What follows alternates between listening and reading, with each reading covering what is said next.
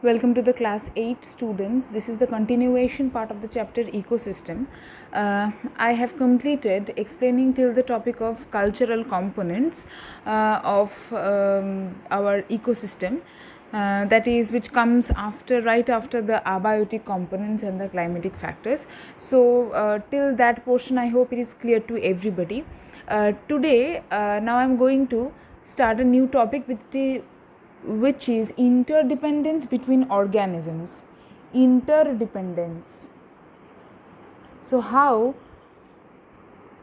different organisms are interdependent among each other. So the first thing that we are going to learn is dependence of human beings on plants. How human beings are dependent on plants, for what reasons. Okay, so the first point is human beings consume plants or parts of plants as food. For example, mint, which is consumed as leaves, means the leaves of mint plant is consumed. Potato, of which the modified stem is consumed. Next we consume carrot, the root, and orange, the fruit, and so on. Besides food, many products such as rubber, paper, wood, jute, and cotton fibers are obtained from plants. We all know these things. Human beings use oxygen released by plants for respiration. Many microorganisms such as bacteria and fungi are useful to human beings. Yeasts help in fermentation and making bread. I have already discussed previously in I think in class 7 you have learned what fermentation is in the chapter respiration. So you all know what is fermentation, and yeasts help in fermentation and also in making bread. Species of penicillium are used for production of antibiotics. So the antibiotic penicillin, which is the first formed or the first discovered antibiotic, is obtained from the species of penicillium.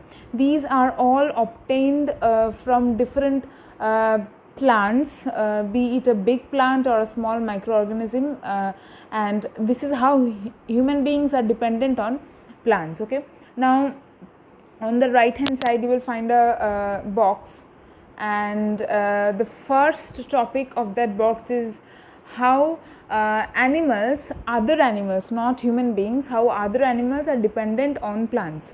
Okay, the first point is herbivores depend on plants for food. Animals such as squirrels and birds make their homes in the holes of trees.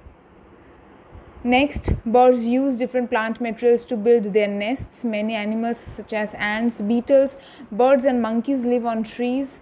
Animals also use oxygen given out by plants for respiration. So these are all known to us points, common things that we already know, but you will have to learn or at least go through these points so that you can write the answer when you are asked the question in the exam. Okay, so if you are asked the question how other animals depend on plants, you will not get exactly questions like how other animals depend on plants. You might get like you might get the questions like how human beings and other animals. So in that case you will have to merge the two topics of human beings dependence on plants and other animals dependence on plants, and you will have to write one answer in that way. Okay, and the second topic in that box is how plants are dependent on animals. Okay, plants depend on animals for pollination and for dispersal of seeds. We all know this. Next, the excreta of animals provides nutrients to the plants. The excreta, as they get decomposed further and they mix up with the soil, the nutrients found in those excreta or the excretory materials get mixed up with the soil and ultimately provide nutrients to the plants. Next, carbon dioxide released by animals during respiration is used by plants to make food, since plants require carbon dioxide to perform the process of photosynthesis. Okay, so this is how different organisms in our ecosystem is interdependent among each other. Okay, next topic is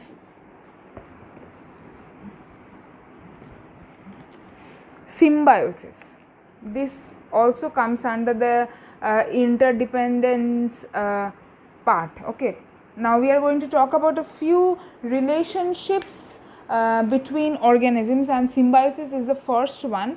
The term symbiosis means living together. Symbiosis is a close long-term relationship between two organisms in which both the interacting organisms benefit. For example, nitrogen fixing bacteria, for example Rhizobium, you all know the name of the nitrogen fixing bacteria, Rhizobium, right? Underline because it is a scientific name. So this bacteria can convert atmospheric nitrogen into nitrates that the plants can take in. So I have previously discussed that plants cannot take in nitrogen directly from the atmosphere because that form is not proper or enough for the plants. So they need to convert the atmospheric nitrogen into nitrate or nitrite, and then only they can use the nitrates. Okay, the bacteria cannot make their own food and therefore live in the root nodules of leguminous plants from which they get food and shelter. So this bacteria, Rhizobium, they help the plant by converting the atmospheric nitrogen into nitrate, which is beneficial for the plants. But how does the Rhizobium benefit itself? Means what help is the Rhizobium taking from the plant? Since these bacteria cannot make their own food, they do not contain chlorophyll and thus they cannot make their own food, and thus they live in the root nodules of the leguminous plants like pea plants, and thus they derived food and shelter from the plant body. Okay, in turn they provide the plants with nitrogen. So I hope it is clear. Next is similarly in lichens. Lichen is an association of algae and fungi. So the association of algae and fungi is known as lichen.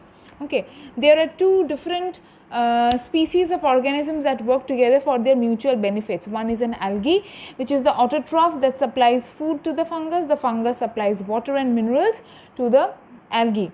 Okay, so here we have learnt about two symbiotic relationships. The first one is the relationship of the nitrogen fixing bacteria Rhizobium with a plant, and the second one is the lichen, which is the mutual relationship between algae and fungi. Next type of interdependence or relationship between organisms is known as parasitism. This word comes from the word parasite. Okay, a parasite is something which derives nutrition or takes any help from any other organism, but in turn does not help that other organism in any way. It only derives help for its own betterment. Okay, it is a relationship where an organism called the parasite lives in or on another organism called the host and derives food from its host. In such interaction, the parasite benefits and the host is harmed. Parasites that live outside the host body are called ectoparasites, and for example ticks means this parasite that lives means parasites can be of two types. One that lives inside the body of the host, those are known as endoparasites, and the other type of parasite is which live on the surface of the body of the host, which is known as ectoparasite. Okay, for example tapeworm. You must have seen a fungus growing on tree trunks. This is an interaction between the fungus and the tree. The fungus here is a parasite that obtains food and shelter from the tree. The tree is the host, which is weakened, means gets weak in the process. Cuscuta is an example of a plant parasite that sucks food from another plant using root-like structures. The beautiful orchids grow as parasites on trees. Okay, so here also you got two examples and also got to know about the types of parasites and their examples. Okay, so I hope it is clear to everybody till this much. I will complete the chapter in the next video. Okay, thank you.